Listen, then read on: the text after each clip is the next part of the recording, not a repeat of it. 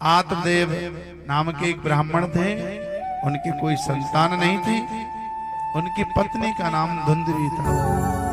नाम की पत्नी की कोई संतान नहीं थी। ऋषिवर द्वारा दिया हुआ फल आतदेव को दिया। कहा महाराज इस प्रसाद फल को आप अपनी पत्नी को दे देना। वही फल जाकर अपनी पत्नी को दिया। मकर संक्रांति का ही समय था। उसकी छोटी बहन भी धुंधवी की बड़ी बहन के यहाँ आई थी। माघ का महीना था। दोनों बहनें आपस में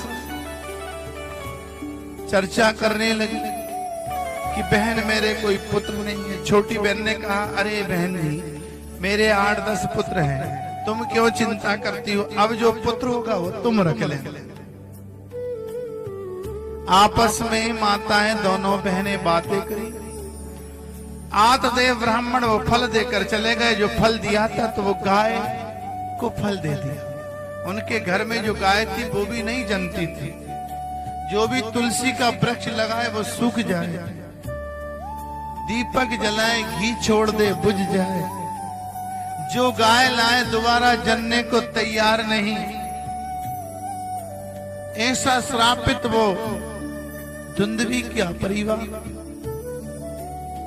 गाय को फल दिया। संतों ने कहा ऋषिवर की फल से जरूर आपको पुत्र की प्राप्ति होगी।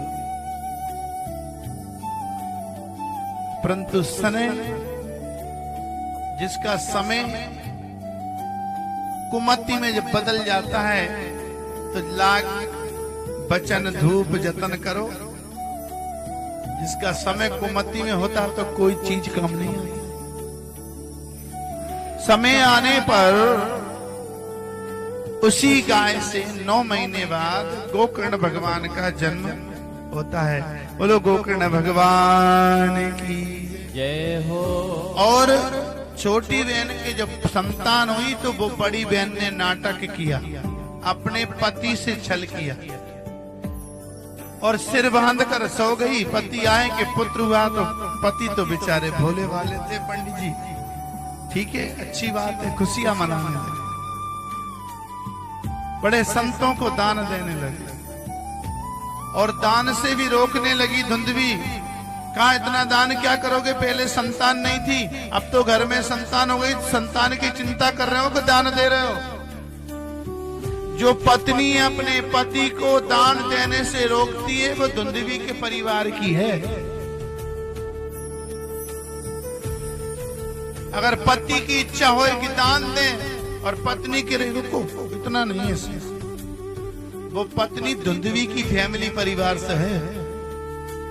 जो पत्नी अपने पति को बुरे कर्मों को छुड़वाकर धर्म के कर्मों में लगाती है वही तो सतवान सावित्री कहलाती है। अरे बेटी बाप से प्रेम करे, बेटा बाप से प्रेम करे, पति पत्नी से करे, पत्नी पति से करे, सास ससुर से करो तो घर में ही स्वर्ग बन जाएगा। हा? जब घर के ही तुम्हारे प्रियतम का प्रेम नहीं है तो फिर उस परमात्मा का ठिकाना कैसे मिलेगा? जिसने कभी प्रेम किया ही नहीं वो प्रेम निभाना क्या जाने। जिसने कभी प्रेम किया ही नहीं वो प्रियतम का ठिकाना क्या जाने।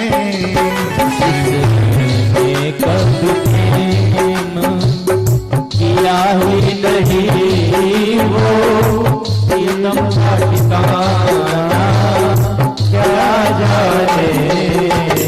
हरि ओम।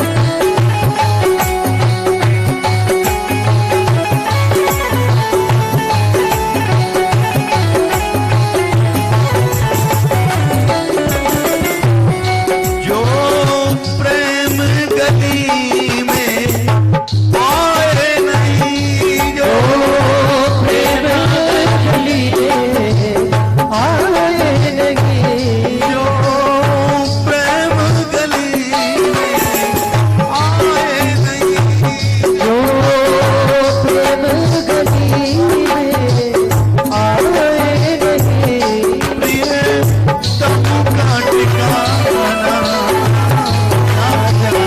ओ प्रिय तब का ठिकाना क्या जाने।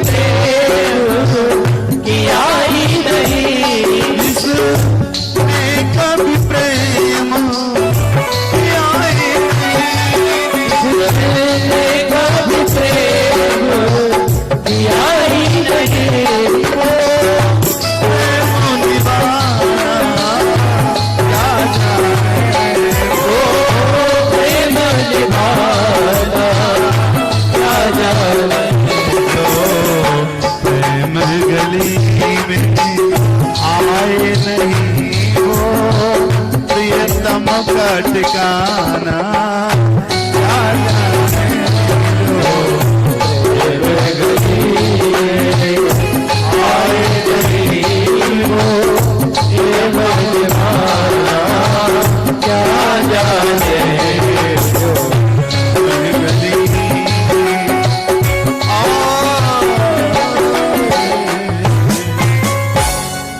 बोले प्रेम तम भगवान की आज भगवान की पवित्र लीला में और आत्मदेव जी ब्राह्मण के दुंदवी नाम की पत्नी से दुंदकारी नाम का पुत्र हुआ। अब जिसके घर में जिस बेटा बेटी ने प्रेम नहीं देखा होगा माता पिता का, जो माता पिता ही प्रेम से नहीं रहते हैं, उनके बेटा बेटी प्रेम सीखेंगे?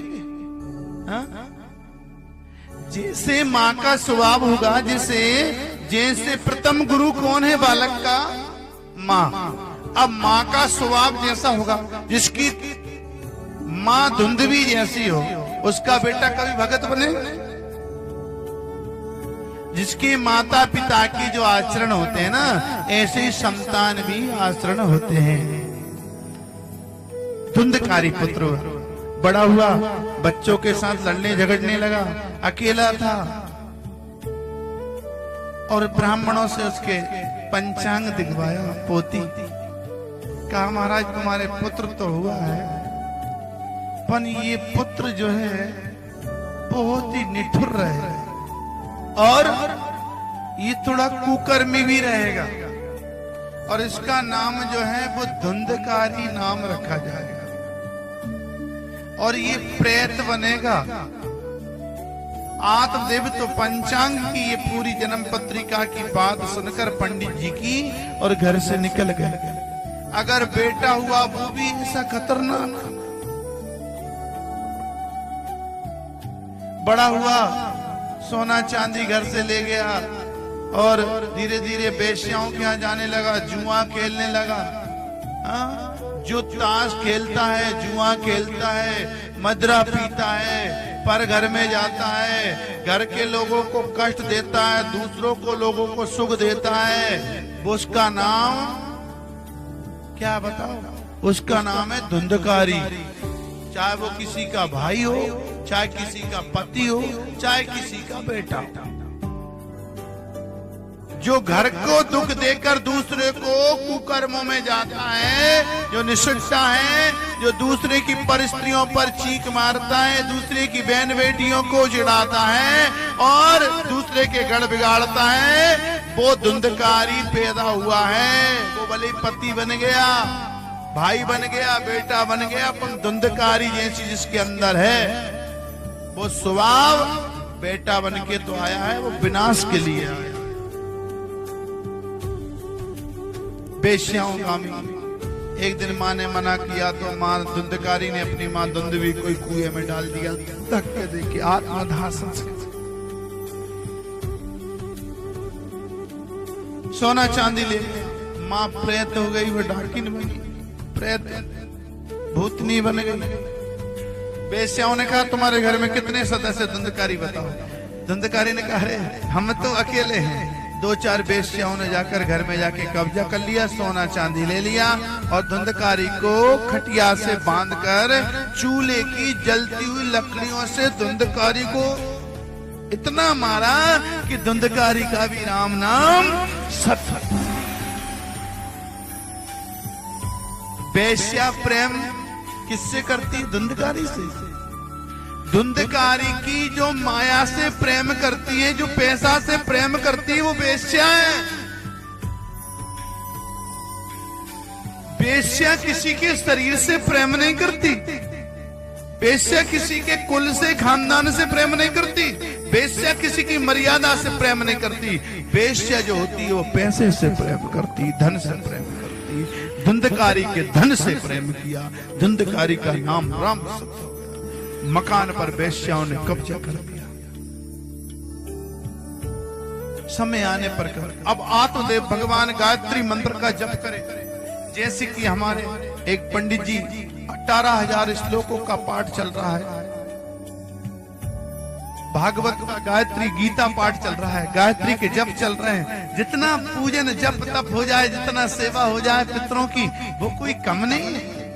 तो 7 घटान का वास में उन्होंने प्रयत्न किया। गोकर्ण जी महाराज ने भादो सुदी नौमी से पूर्णिमा तक ये कथा को श्रवण कराया। फिर धुंधकारी प्रेत रूप में आया, उसका मोक्ष हुआ। धुंधवी डाकिन प्रेतन बनी, उसका मोक्ष हुआ। 7 बांस की 7 घटान का विद्रीण हो गई। दोनों सवार होकर और गोकर्ण जी महाराज की कथा से उनका मोक्ष हुआ। धुंधवी धुंधकारी का मोक्ष, प्रेत आत्माओं का मोक्ष हुआ। आज प्रथम दिन